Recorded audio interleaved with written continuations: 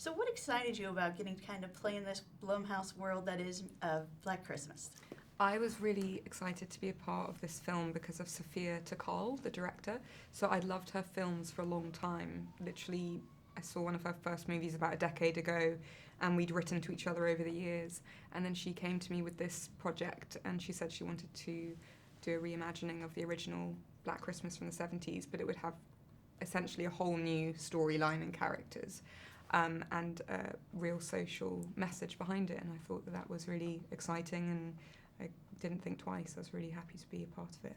Oh, I learned that Sophia is also an actress as well. What does that kind of bring to the table for her as a director? Yeah, Sophia's amazing because there'll be days on set where as is the way with a lot of these independent films or lower budget movies, you need to get things done very quickly.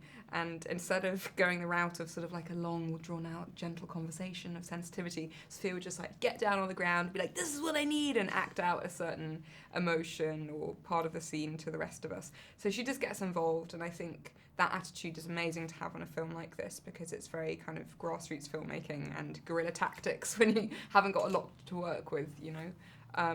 She was really, really a great presence to have on the set. Well, let's talk about that sisterly bond that everyone has in this film. I love that, like, from the very beginning, everyone, everyone's on each other's side. You know, you're already bonded at the beginning. You're on each other's side. You fight together.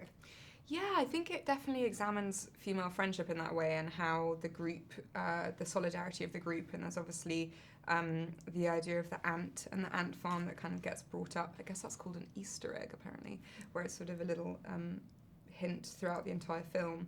But I also think it was intelligent in the way that it went about the conflicts of the girls' ideas. So Elise Shannon's character Chris with her petition, and Riley not wanting to be a part of that, feeling like she didn't want to use her voice for something because of the ramifications.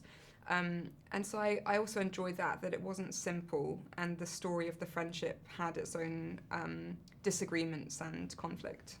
Now, I feel like as an audience member, I'm always putting myself in these situations, like with you. I'm like, Right, would I right. do this? Would I do that? With Yeah. Riley, would you kind of, if you were in this scenario, would you kind of act like her when she's dealt with these situations? That's the big question, isn't it? That's why I love genre movies too, and even a film like Force Majeure, I don't know if you saw that, where there's the avalanche coming towards his character and he makes a immediate decision to run instead of protect his family, and it's the horror of human nature in that way, where we don't know what our instincts are going to be, which is very intriguing.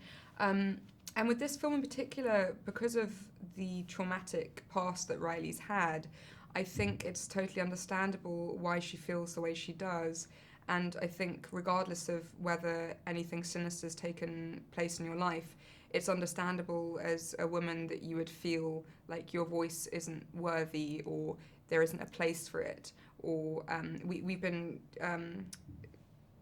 cultured in a way to think that we shouldn't speak up when actually the room is there, and it's very, very important to do so. And I think she gets encouragement from her sisters to do that.